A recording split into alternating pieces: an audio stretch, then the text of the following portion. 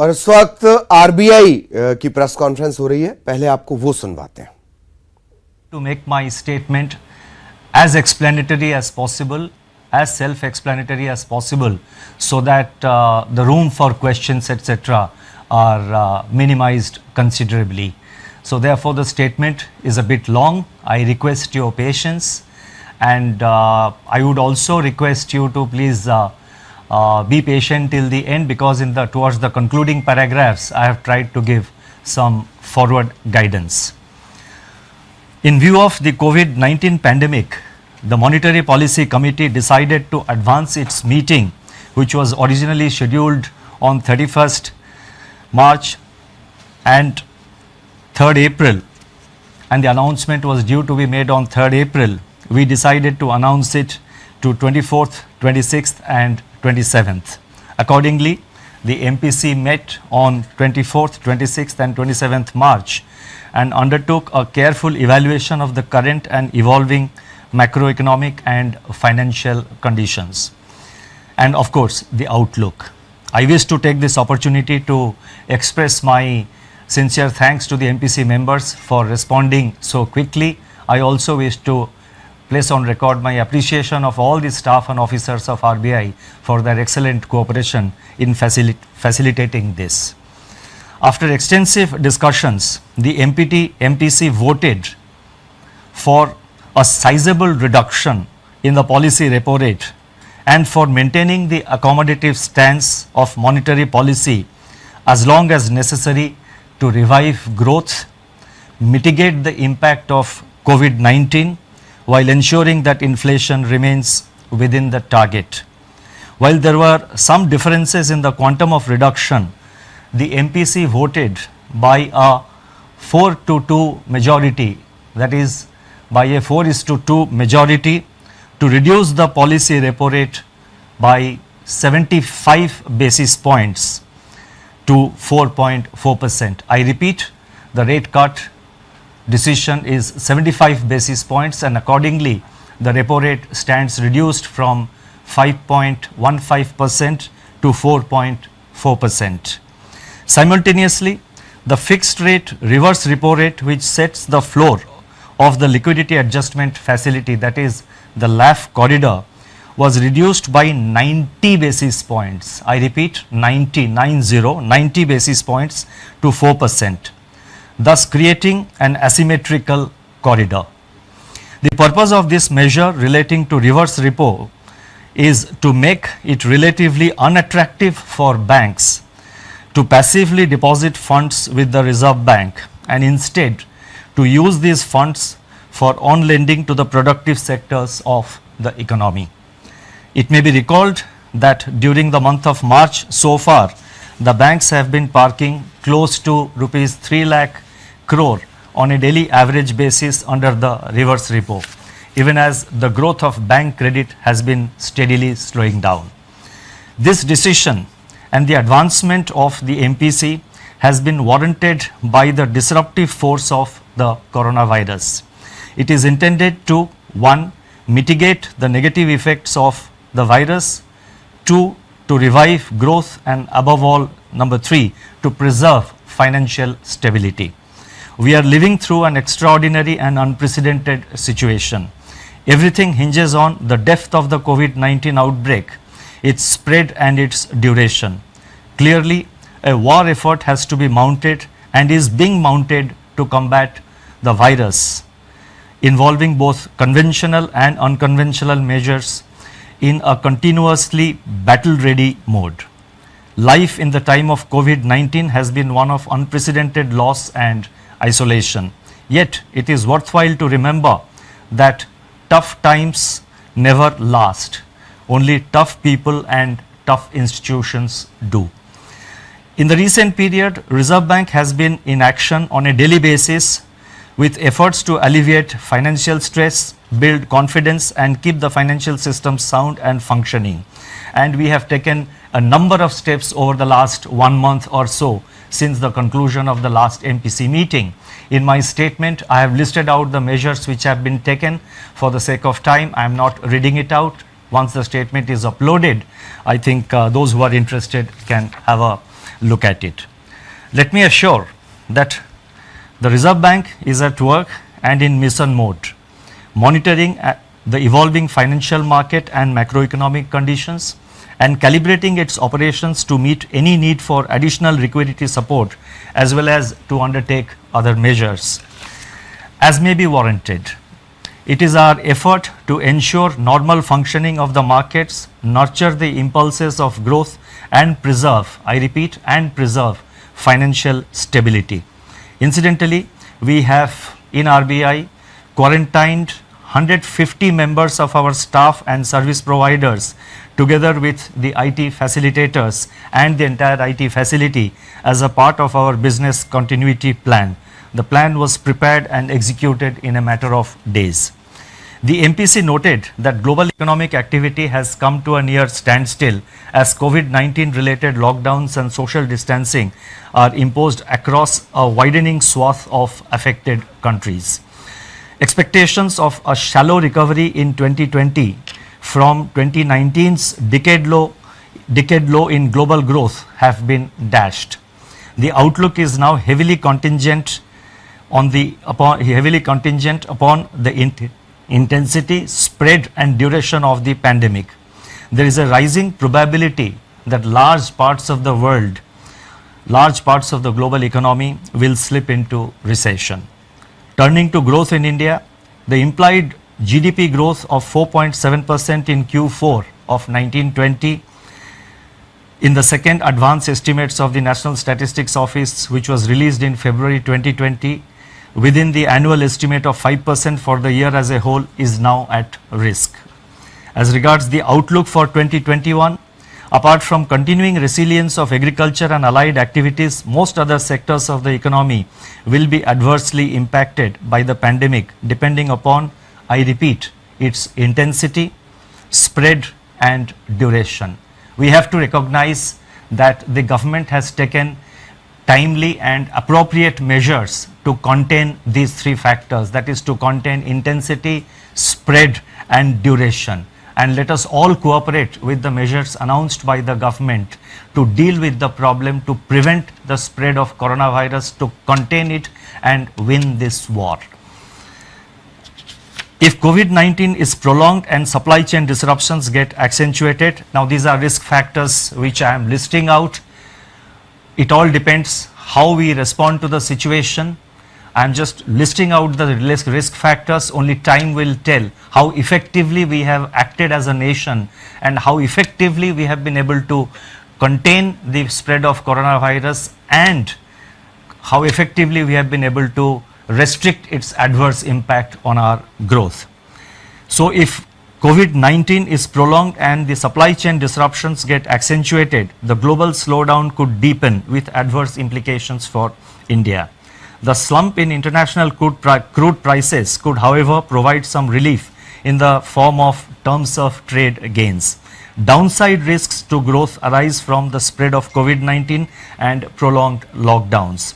Upside growth impulses are expected to emanate from monetary, fiscal and other policy measures and the early containment of COVID-19.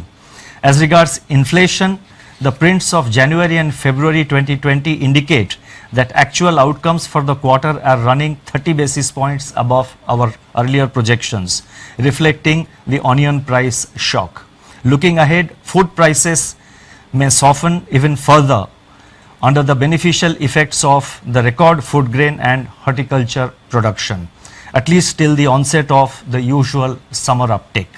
Furthermore, the collapse in the crude prices could work towards easing both fuel and core inflation pressures depending on the level of pass-through to the retail prices. As a consequence of COVID-19, aggregate demand may weaken and ease core inflation further. Heightened volatility in financial markets could also have a bearing on inflation. Given this heightened volatility, unprecedented uncertainty and extremely fluid state of affairs, projections of growth and inflation would be heavily contingent on, as I earlier said, the intensity, spread and duration of COVID-19. Precisely for these reasons, the MPC decided to refrain from giving out specific growth and inflation numbers because the situation is fast changing and the outlook is extremely uncertain. In fact, this kind of uncertain outlook has never been seen before. And as I mentioned earlier, I would again like to repeat that if we, all of us, every citizen, every person who lives in this country, if we follow the rules, if we follow the advices given by the government and other authorities, then as a country we should be able to win this war against COVID-19, in which case much of the worries that we have in our growth outlook would get considerably reduced.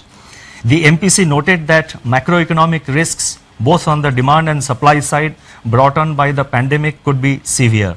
The need of the hour is to do whatever is necessary to shield the domestic economy from the pandemic. The Government of India has yesterday announced a number of measures which are expected to provide relief to various disadvantaged sections of the society. The MPC further noted that the Reserve Bank has taken several measures to inject substantial liquidity in the system. Nonetheless, the priority is to undertake strong and purposeful action in order to minimize the adverse macroeconomic impact of the pandemic. It also underscored the need for all stakeholders to fight against the pandemic. Banks and other financial institutions should do all that they can to keep the credit flowing to the economic agents which are facing financial stress on account of the isolation that the virus has imposed. Market participants should work with regulators like the Reserve Bank and the SEBI to ensure the orderly functioning of markets in their role of price discovery and financial intermediation. Strong fiscal measures are of course critical to deal with the situation. To summarize, COVID-19 stalks the global economy and the outlook is highly uncertain and of course negative. Several nations are battling its exponential contagion. Countries are shutting down to prevent being sucked into a kind of black hole. Authorities all over the world are mobilizing on a massive scale to fight an invisible assassin. India has locked down economic activity and financial markets are under severe stress. Finance is the lifeline of the economy. Keeping it flowing is the paramount objective of the Reserve Bank of India at this point of time. The time has therefore now come for the Reserve Bank to unleash an array of instruments from its arsenal to staunch and mitigate the impact of COVID-19, revive growth and above all preserve financial stability. The aggregate action and stance of MPC provides a befitting launching pad. In turn, the configuration of initiatives unveiled in the statement on development and regulatory policies, which I am now going to spell out, amplify the MPC's decision and leverages on it as well. Accordingly, it is appropriate that the MPC's decision and the other actions which I am now going to elaborate upon should be regarded as a comprehensive package with force multipliers.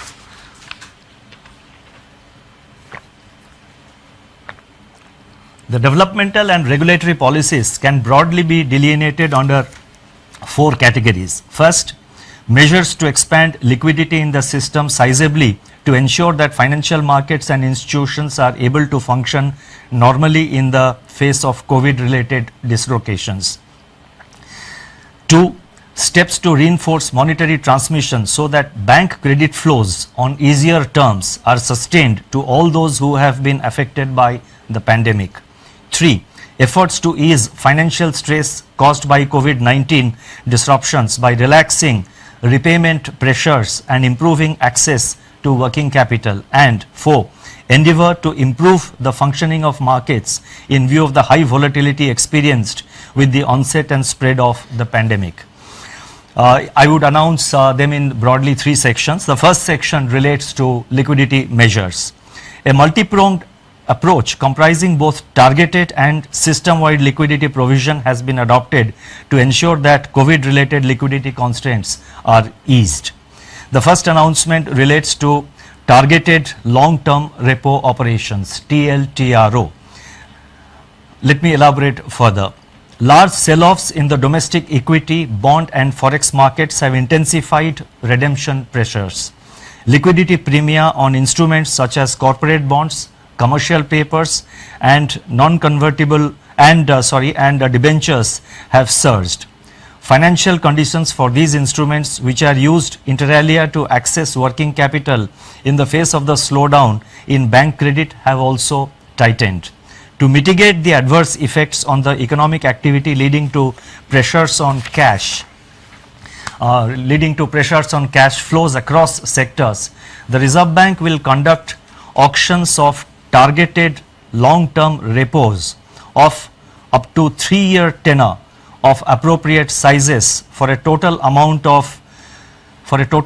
up to rupees 1 lakh crore at a floating rate linked to policy repo rate. Liquidity availed under the scheme by the banks has to be deployed in investment grade corporate bonds, commercial paper and non-convertible debentures over and above the outstanding level of their investments in these bonds as on March 25, 2020. Eligible instruments comprise both primary market issuance as well as secondary market purchases, including from mutual funds and non-banking finance companies. Investments made by the banks under this facility will be classified as held to maturity HTM even in excess of 25% of the total investment permitted to be included in HTM portfolio. Exposures under this facility will also not be reckoned under the large exposure framework. The first auction of rupees 25,000 crores under this arrangement will be conducted later today. The relevant notification in this regard is being issued separately. The second announcement under the liquidity measures includes cash reserve ratio, CRR. It is observed that despite ample liquidity in the system, its distribution is highly asymmetrical across the financial system and starkly so within the banking system. To help banks tide over the disruption caused by COVID-19, it has been decided to reduce the cash reserve ratio, CRR, of all banks by 100 basis points to 3% of net demand and time liabilities, that is NDTL, with effect from the reporting fortnight beginning March 28th for a period of 1 year. This reduction in CRR would release primary liquidity of about rupees 1,37,000 crores uniformly across the banking system in proportion to liabilities of the constituents rather than in relation to their holding of excess SLR. Furthermore, taking cognizance of hardships faced by the banks in terms of social distancing of staff and consequent strains on reporting requirements, it has been decided to reduce the requirement of minimum daily CRR balance maintenance from 90% to 80% effective from the first day of the reporting fortnight beginning March 28, 2020. This is a one-time dispensation available up to June 26, 2020. The next announcement relates to marginal standing facility. In view of the exceptionally high volatility in domestic financial markets, which brings in phases of liquidity stress, and also to provide comfort to the banking system, it has been decided to increase the accommodation under the marginal standing facility MSF from 2% of the statutory liquidity ratio SLR to 3% with immediate effect. This measure will be applicable up to June 30th, 2020. This measure should provide comfort to the banking system by allowing it to avail an additional rupees 1.37 lakh crore, that is 1,37,000 crore of liquidity under the LAF window in times of stress at the reduced MSF rate announced in the MPC's resolution. These three liquidity measures relating to TLTRO, CRR and MSF will inject a total liquidity of 3,74,000 crore to the system, 3.74 lakh crore to the system. We have also decided to widen the monetary policy rate corridor. Let me elaborate.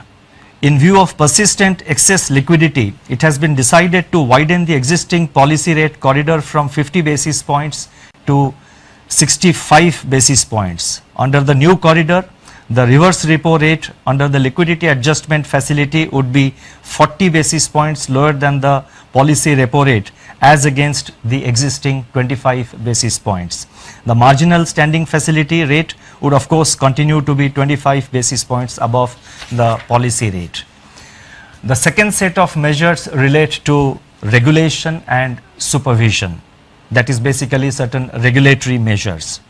Alongside liquidity measures, it's very important that steps are taken to mitigate the burden of debt servicing brought about by disruptions on account of the COVID-19 pandemic. Such steps in turn will go a long way to prevent the transmission of financial stress to the real economy and ensure Shaktikanta Das को आप सुन रहे हैं और एक break के लिए यहां पर रुकते हैं।